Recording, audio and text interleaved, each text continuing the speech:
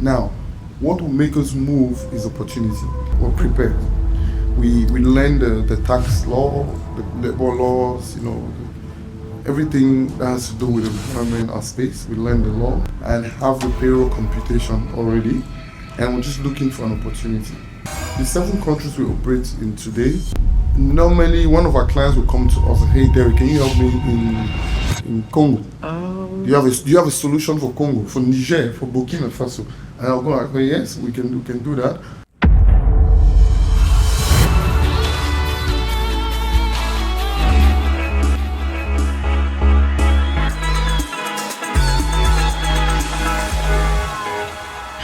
Deep conversations with the right people are priceless. That is why on your podcast, What's the Story? We bring inspirational speakers, we bring motivational people, we bring thought leaders, visionary, we bring people whose wealth of experience can just add value and create impact. Today on the podcast, we have Derrick Fonderson. Apart from being these top leaders, Derick is also a people person, very engaged in his community, and just brings change wherever he goes. So let's talk with Derick on What's Their Story. Hi, Derick. Hi, Adeline. How are you? Great. Such a pleasure to have you here again. Same here. Thanks for having me. So you had training in accountancy. Does it mean your background was accounting? Yes, I read accounting. Back then it was British College. So it's a 2-year program, and I started working, and I started in accounting. I worked in accounting for like 18 years. 18 years? Sorry, 18 years. Yeah, but I'm still working in accounting. So I'm an accountant by training.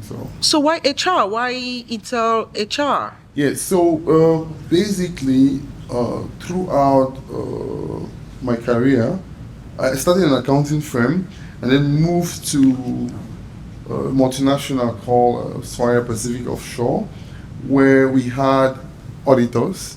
And during audits, I used to be part of the audit team. So I loved the way the auditors work. So I had that love for services. Back then because I was an accountant back then, I loved tax. I was helping friends doing their annual tax returns as early as in the 2000s. I was doing what they call DSF. DSF, tax Déclaration Statistique et Fiscale. So it's like annual tax, corporate tax returns. Mm-hmm. So I had a love for that, to do services and stuff. I was very inquisitive. I wanted to learn everything, to know everything. So service was in my DNA. I like to serve people. So tell me a bit more, about what you do at Intel HR. So at Intel HRC, we provide basically HR-related services. Yeah. And these are employment services, so we employ and hire on behalf of our clients. Mm-hmm. We do payroll services where you own your staff, your own headcount. You don't want to do the payroll computation. You outsource that to us. We also do recruitment. We recruit, we headhunt for you, find you talents matching your job description and place them with you. We also assist some of our clients in processing work and resident permits for their expatriates, just to do the formality, formality, and some ad hoc HR consultancy stuff. But our flagship service, the employment service, which I like to call the employer of record, a lot of companies, because they don't have, especially the big corporations, they have approved headcount. So a multinational will tell them you cannot hire more than 20 people in the country. Mm-hmm. Or they might be expanding to a new location, new product, and they want some people temporarily, maybe for 1 year. So they come to companies like us to hire on their behalf. So they look for outsourced stuff. That's where we come in. Mm-hmm. We hire these guys for 6 months, 1 year. It just depends on what they want. When I look at scaling and I look at how companies scale in Africa, I want to say I give it up to you, because I see how small you started, and I see the places that you've been able to infiltrate, and I ask myself, what did he do, to just succeed in setting up in all these different African countries? Thanks for that.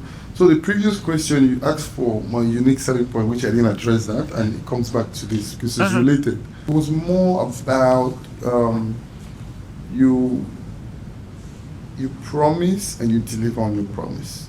You see, and the resilience. Now, in our industry, you need to take care of the stakeholders. So the first thing, we're dealing with people's salaries. You have to pay on time and accurately. You have to consistently pay on time and accurately. You have to be compliant because these are people's pension at the end of the day. When we deduct, we need to make sure we pay the social security, same pays. We need to pay the taxes and give a report to our clients. And the government is happy. So these are some of the things that made us stood out because in the early days when we started, we showed our clients that we are transparent, and they gave us more business, they referred us more, we started growing. We started with Intel HRC in Cameroon back in 2015, and 2 years after, we incorporated Intel Outsourcing Services, which is in 6 countries now. So to answer your question, the growth has been a combination of hard work, resilience, compliance, and a very, very dedicated team. Thanks to my team, because without them, we would not have gone this far. And of course, my clients who trusted us so much and have given us business across Africa. So tell me about the decision, because when we make business decisions, we have to take a lot of things into consideration. Walk me through your process on deciding where to go next. Is it something that you plan ahead? And if you do that, what are some of the things that you have to make sure you have in place before you actually execute? So the first things first, we have a research across Africa in terms of the economy, what products and services they have, the investment opportunities in the country, the legal structure. We have that already in place. Now, what will make us move is opportunity. We're prepared. We learn the tax law, the labor laws, everything that has to do with employment and space. We learn the law, tax, labor, social security law, and have the payroll computation already. And we're just looking for an opportunity. So the 7 countries we operate in today, normally one of our clients will come to us and, hey, Derrick, can you help me in Congo? Do you have a solution for Congo, for Niger, for Burkina Faso? And I'll go, yes, we can do that. How many employees are you looking to onboard? So we also look at it. I mean, if it's one, there's no point going for one employee. But I can have a client or a partner that says, okay, I want staff starting in December. Now, I'll go to my other clients and say, I'm starting in December. Do you have anything for me? With some luck, they might say, oh, yes, actually, 2 people, 3, then boom, we go there. You go. And of course, we do our budget. But when we're going to this new jurisdiction, we're ready to take the hit for a year. It's the cost of doing business. We're not going to start making money from day one. That's not how it works. So we do our projection, the cost to set up, register the entity, the office space, the salaries, because everywhere we operate, we have our staff, we have office space and the staff, and we hire the locals.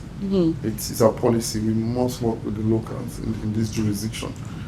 So that's how we do it. So tell me, what are some of the challenges that you faced, in trying to set up? I mean, we have challenges all the time, and we're still having challenges because we're growing. So culture, yes, and we learn. In terms of the economy, not really. All these countries have treated us well so far. We try to do the right thing. I think if you get yourself in trouble, that's something else. But the challenge we have is more operational on our end. Because our turnaround time matters a lot. So clients want you to do something now, 8 hours, 24 hours. These are the kind of challenges we have. There are instances where, we fail to deliver, to be honest. For example, the client wants you to pay their staff, expat staff in Canada, in Australia, for operations happening in Senegal. Now you have to go to the bank. You have to get the bank has to get exchange control authorization for you, or you have to get it to send money out. It's a challenge. The bank will tell you, oh, it takes 4 days to send the money, but it can take 2 weeks. We've had a case where it took 2 weeks. Wow. And you can imagine this is somebody's salary. And then there was a time where we had a massive internet issue in Cameroon. We couldn't deliver. There are certain things that are act of God, you might say, and you can control. There are times also where, because of our internal processes, we could not deliver. And we learn from that and then try to, review our processes. We constantly change the way we do business. And we're actually using a lot of other consultants, to help us structure our business. We're constantly reviewing processes, procedures, job description, try to automate. Because if you don't automate with the way the world is going to, there's a lot of competition out there. So automation is the key. You need to get to the level where you automate the processes that can be automated to catch up with the trend in the industry. So yes. So you're in the business of people, right? Have you ever been in a situation where you tell yourself, I don't want to work with this client, and I'm going to let them go? If that has happened to you, tell me, how did you deal with that?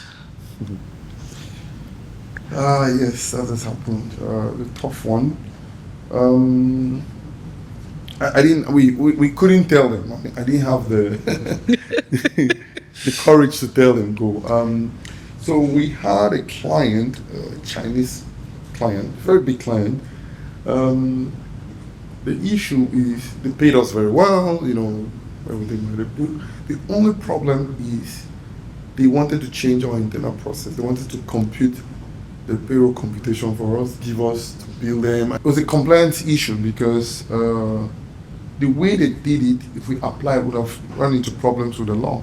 The tax man, the social security guy. And we tried to explain to them. And they told us our competitors will accept that. So why are we not accepting it? So it was a problem because it just, it disrupts our own process. We are service providers. We have to respect each other. You have to respect the way we do business.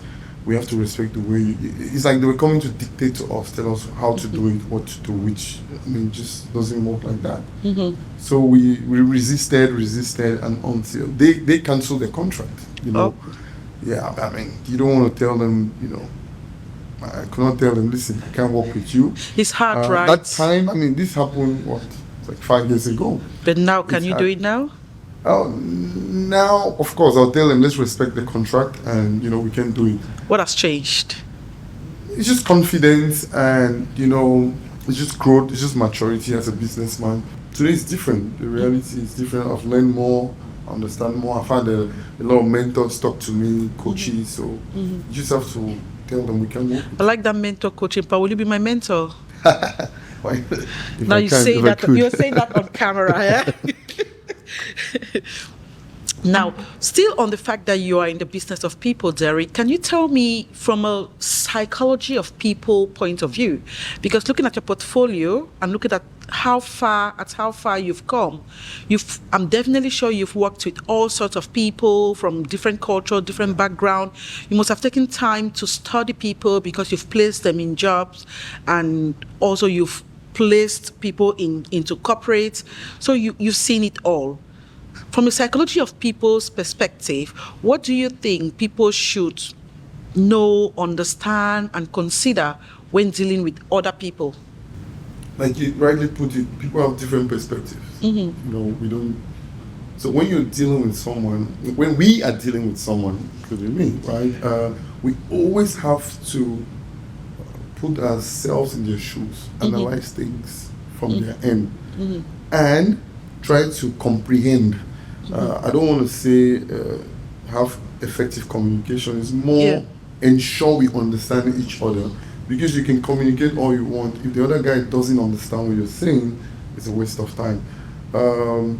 So I think it's a bit of, we need to understand that people are different. We see things differently, and people have different preferences. We also have to always incorporate empathy when dealing with people. But you know, the preferences are more relevant here. You know, preference. For example, there are people who are very expressive. If they're happy, they show you. There is something that we do, which is a personality test, Lumina. Yeah. And Lumina Spark helps reveal preferences. It's very good. It's a very good tool for teamwork, because it reveals everybody's preferred way of working. So you can actually, form a proper team with the Lumina portrait, because it tells you your areas where you have shortcomings, areas where you can improve, how you prefer to do things. Yeah. So we've come to learn about that. It's about preferences. I can see you've had a steady growth in your career. In your executive career, you've had a steady growth, which is commendable. But tell me, Derrick, what do you think about, how do you feel about failure? What does failure mean to you? I don't think there's such a thing like failure. I think it's just lessons learned. So, I worked for a very big company, Baker Hughes, for 2 years, and I was laid off. I think I was laid off because I was not performant. Okay. And I won't call that failure. When I say performant, I mean I show up for work, I do what they ask me to do, but that's not, you should perform, you should exceed expectations. Your performance. You should, if I perform 70%, it's nothing, right? It should be 100%. 100 is good. I'm not even talking about exceeding, but you get what I mean. 100 is good. I was paid for two years. I brought value. Yeah. But I don't think I brought enough value. And I'm saying this because during my time in Baker Hughes, I had one evaluation. And before having this evaluation, one of our bosses saw the way I was working. We're doing some offshore location in the US or something. Team building session. I did a presentation, and she came to me and said, "Derrick, you have ideas, but they are not well shaped. It's rough at the edges. You have to be more refined." And she told my boss, he was an American, this lady was British, she said, "Listen, I want Derrick on my team to train him." So I moved to her team and went to UK for training for 2 weeks. During that time, she did an evaluation. And she asked me, "When do you see yourself in Baker Hughes?" I said, "Oh, senior manager." She said, "No, I'm sorry, you can't." And she told me why. "Derrick, when you send emails, they're not structured. This is how you send it. When you do your report, she took her time. And to me, it was very positive feedback. I was feeling at my job. So she put me back on the rails. I worked with her. I learned from that. And I think that also contributed a lot to the person I am today. Because I listened to her. It was a very positive feedback. She taught me some things, Now, when they were downsizing, okay, I was on the list to go. But again, they negotiated a deal for me in Dubai to move to the accounting team. I was in the HR team doing employment, payroll, computation, kind of stuff like that. So I don't want to call that a failure, but people will call that a failure. So yes, I lost my job, and then this is 2013 November, I think, and my next move was to set up my own firm. Oh. Yeah, but I didn't, because I met a big bro who was in the consulting space, who hired me, and I was managing director for his HR firm, and double as his sales manager for his tax and accounting firm. So Good one. I worked with the company for 2 years before finally setting up mine. Wow. So yes, so it's a good of like it was a blessing actually. That was truly a blessing. What kind of a boss are you? Fun one. Yeah, I mean I have open door policy. Yeah. All of our staff, 40, they have access to me. When it comes to work, I'm very strict. At times they say I micromanage, but that's not it. You just have to ask the right questions. It's more of like what I do most of the time. I orientate, right? I try to orientate. This is where we should be going to. So I try to, I orientate the staff. I support them, okay, coach them, appraise them, and then I reward them. This is how I operate. So I think my communication style or preference is not the best because this is one thing I've been struggling to communicate properly. And that's why I told you that it's not about communication anymore. It's more about making sure they comprehend you, they understand. Comprehension is quite key these days, not key. Just communication. So I've had that issue. So as a boss, I like to be on top of things. Yeah. And again, as a one-man company right now, one man is themselves started like sole proprietor, like lone shareholder. A lot of the clients have access to you, they know you. So anything, any mess up in the company by any staff, they come to you. Yes, so that's why I want to be on top of things, to make sure we don't have the mess up, to make sure we have the right, and that's why we're bringing in consultants to come and help us do organizational design, to make sure it's no longer a one-man business, to make sure our operations are seamless, everybody understands what they have to do. It's a continuous process. Even big multinationals, they do transformation all the time. Yeah. So does this mean you're in a transformational state at the moment? Yes, at the moment, double, because we have recently been admitted to Stanford Seed Transformation Program. It's a very prestigious program. I know the Seed project, yes. So I'm very excited. And one good thing about the program is not just me, it involved my staff. So just this show you how important this is for us. You don't know it all. Yeah. So I'm going to the Seed program. I have coaches, I have mentors, What sort of clients do you serve? What sector do you think you want to hold them, like X?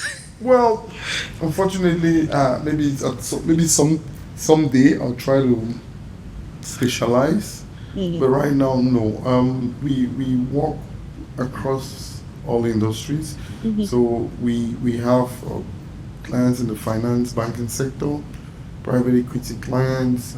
We have mining clients.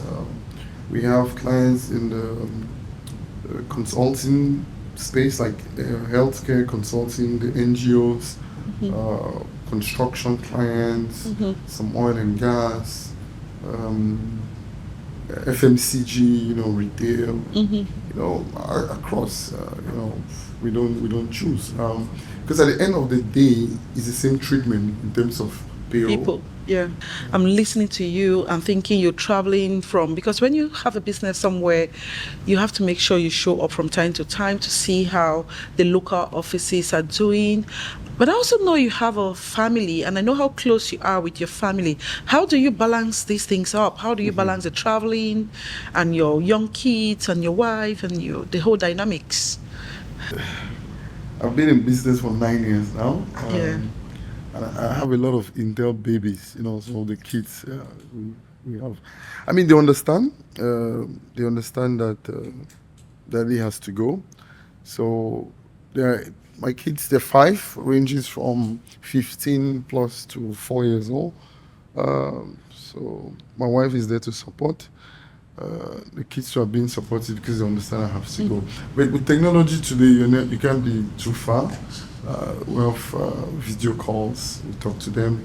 I don't normally go out for too long. So, I mean, we operate in Africa. You just jump in a plane. You're there in a few hours. Do what you have to do. Come back. But so every year I go on vacation with the family. At least once with them, but, or twice. It depends. So we try to balance it up that way. My wife, she's supportive. She's joined the business. So yeah. So you work with your wife? Yes. How does it? I mean, so would you call your business a family-owned business? It's a family-owned business, and I like to think of the staff as family as well, because they are the ones who made it possible.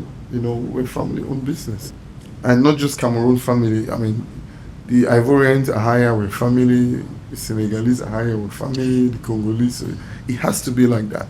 It's that approach. So across these countries, which country do you think brings you the most cash? It's a tough question, huh? Well, Cameroon. Oh, okay. Is it because you've been here longer, or is it because the business is just... Well, our head office is in Cameroon. The biggest team is in Cameroon. Yes, we've been here longer. We started with Intel HRC and then Intel Outsourcing. We have more clients here. This is a foundation. This is a model of them all. I know you're in the business of people, but I also found out from reading, that you're getting into real estate. Is this something you want to... So you have to diversify in business. You want to put your eggs in one business. Yes, we're getting into real estate. And we have 2 projects in view. One of the projects broke ground in May, which is going to be our corporate head office. Okay. It's an R+4 building. Yeah. So after that, we'll do another building in Koto. Hoping we'll have the financing because we're relying on the banks to finance the project. Is there a kind of service that you feel you want to just put out there for people to consider using your services, be it the real estate, be it the Intel HR? Well, communication has to be timely. Right now, I can't think of any. But I say we, because I'm have partners. We also have a shop in Limbe, which is the biggest shop in Southwest. Okay. For part of diversification. Yeah. What's the name of the shop? Bao Supermarket. Bao Supermarket in Limbe. It's a franchise in Douala as well. Yeah. So we have the one in Limbe. It's quite good initiative. We created jobs in Limbe.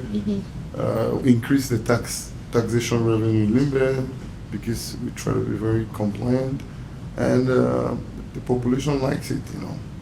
We've eliminated the need for some people to come to Douala for shopping because we have everything there. Is there something deep about you that you want to share with us today? Anything that you feel, can move us? Anything that can make us know you a little bit better, a little bit deeper? Apart from all what you've said about your very, very successful business and family dynamics? Know me better.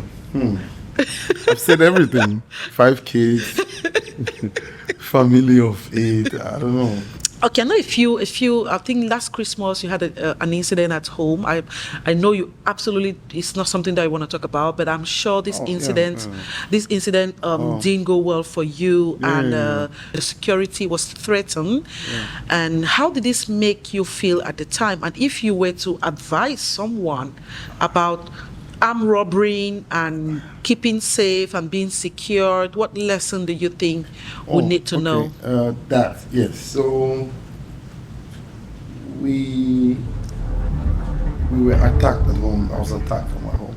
Yeah. And my whole family was there. My wife, my kids, my wife's grandma. It was very horrible. not a very good experience. Lessons learned, if you're in a situation like this, you don't want to panic, you don't want to argue with them, you just do what they ask you to do because your life is more important. Who knows? These guys could have been on drug and you're arguing and they hurt you, they regret later, but your life is gone. So the secret is just to stay calm and do what they ask you to do. But most importantly, you have to make sure as a father you lock up before you go to bed and put all the necessary security measures. So before we wrap up this podcast, Derick, I want you to tell me, what's the future like for you? What would you like to tell us about the upcoming plans? What should we know? What should we expect? What's coming up? Well, in terms of our business, we want to take over Africa. By 2031, we want to be in 20 countries. So that's our plan, and we're working towards that. Hire more Africans, partner with more Africans, and eventually open up the capital. The last time I think you mentioned something to me about somebody buying you out or you merging the bigger firm. How did that go? Yes. So we also work with partners like other bigger HR firms. Last year we were approached by one. They wanted to buy off our business. We didn't agree on the fee. They wanted to buy 60%, keep me as managing director, and we didn't agree. Okay. What should I note if I've been approached by a bigger corporate communications or PR firm to buy me out? You're not a small firm. Well, that's hard. It's hard to say because people have their goal, their visions. I believe in synergies. I believe if we sell part of our business, we'll grow even stronger. So it just depends on your plans, what you believe in. But again, you have to know the worth of your business. You have to start from there. What's your business worth to you? What's the best way for you to value your business? And of course, I'm sure you have your own consultants. Otherwise, you can talk to me when the time comes. So how do you behave when you get impatient? Do you, how will I know Derick is impatient? I have some vein here, it comes out. I'm wounded. my impatient vein comes out. I look stressed, I'm just shouting, I want things done like, no. So we should look out for signs like that, and we know that, okay, we have to. So how do your staff, your wife, do they back out? Do they come closer? So what space do you want to be at that time? No, they just need to remind me. You say, Sherry, come down. Or what staff say, boss, come down. Relax. Just to remind me. Because I know, right? So it's good. Okay. The first step. So when did you realize that? I mean, after doing a lot of team buildings, talking to coaches, to mentors, they pointed out, two things, the impatience and the communication gap. So we need to work on that, which now I said it has to be comprehension. I need to make sure the other person has comprehended, and vice versa. It's a journey, Trust me, big companies struggle with a lot of things that you won't believe. Huh? It's just human, it's reality. All right, and thank you so much. And it's been What's Their Story? And with me today has been Derick, founder, CEO, Intel HR and Intel Outsourcing. Thank you. See you next time. Bye. Thanks.